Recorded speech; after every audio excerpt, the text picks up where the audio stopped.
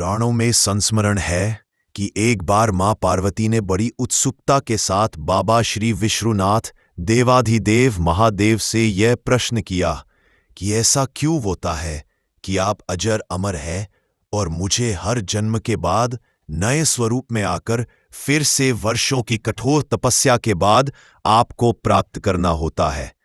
जब मुझे आपको ही प्राप्त करना है तो फिर मेरी यह तपस्या क्यों, मेरी इतनी कठोर परीक्षा क्यों, और आपके कंठ में पड़ी यह परमुंड माता तथा आपके अमर होने का कारण व रहस्य क्या है? महाकाल ने पहले तो माता को यह गूढ़ रहस्य बताना उचित नहीं समझा, परंतु माता की स्त्री हट के आगे उनकी एक न चली। तब अंतोगत्व्या महादेव शिव को मां पार्वती को अपनी साधना की अमर कथा, जिसे हम अमरत्व की कथा के रूप में जानते हैं, इसी परम पावन अमरनाथ की गुफा में कही। भगवान शंकर ने मां पार्वती जी से एकांत व गुप्त स्थान पर अमर कथा सुनने को कहा, जिससे कि अमर कथा को कोई भी जीव, व्यक्ति और यहां तक कोई पशु पक्षी न सुन ले, क्योंकि जो कोई भी इस अमर कथा को सुन लेता वह अमर हो जाता। इस कारण शिव जी मां पार्वती को लेकर किसी गुप्त स्थान की ओर चल पड़े। सबसे पहले भगवान भोले ने अपनी सवारी नंदी को पहलगाम पर छोड़ दिया। इसलिए बाबा अमरनाथ की यात्रा पहलगाम से शुरू करने का तात्पर्य या बोध होता है। आगे चलने पर शिव जी ने अपनी जटाओं में चंद्रमा को चंदनवाड़ी में अलग कर दिया और गंगा जी को पंचतरणी में और कंठाभूषण सर्पों को शेषनाग पर छोड़ दिया। इस प्रकार इस पड़ाव का नाम शेषनाग पड़ा। आगे की यात्रा में अगला पड़ाव गणेश टाप पड़ता है।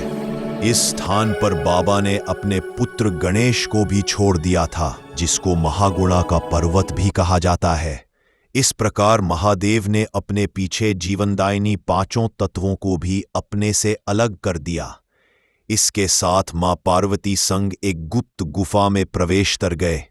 कोई व्यक्ति, पशु या पक्षी गुफा के अंदर प्रवेश कर अमर कथा को न सुने, इसलिए शिव जी ने अपने चमत्कार से गुफा के चारों ओर आग प्रज्वलित कर दी। फिर शिव जी ने जीवन की अमर कथा मां पार्वती को सुनाना शुरू किया। कथा सुनते सुनते देवी पार्वती को नींद आ गई और वह सो गई, जिसका शिव जी को पता नहीं चला। भगवान शिव अमर होने की कथा सुनाते रहे। इस समय दो सफेद कबूतर श्री शिव जी से कथा सुन रहे थे और बीच बीच में गून गून की आवाज निकाल रहे थे। शिव जी को लग रहा था कि मां पार्वती कथा सुन रही है और बीच बीच में हुंकार भर रही है। इस तरह दोनों कबूतरों ने अमर होने की पूरी कथा सुन ली। कथा समाप्त होने पर शिव का ध्यान पार्वती मां की ओर गया, जो सो रही थी। शिव जी ने सोचा कि अगर पार्वती सो रही है तब इसे सुन कौन रहा था। तब महादेव की दृष्टि कबूतरों पर पड़ी। महादेव शिव कबूतरों पर क्रोधित हुए और उन्हें मारने के लिए तत्पर हुए। इस पर कबूतरों ने शिव जी से कहा कि हे प्रभु, हमने आपसे अमर होने की कथा सुनी है। यदि आप हमें मार देंगे तो अमर होने की यह कथा झूठी हो जाएगी।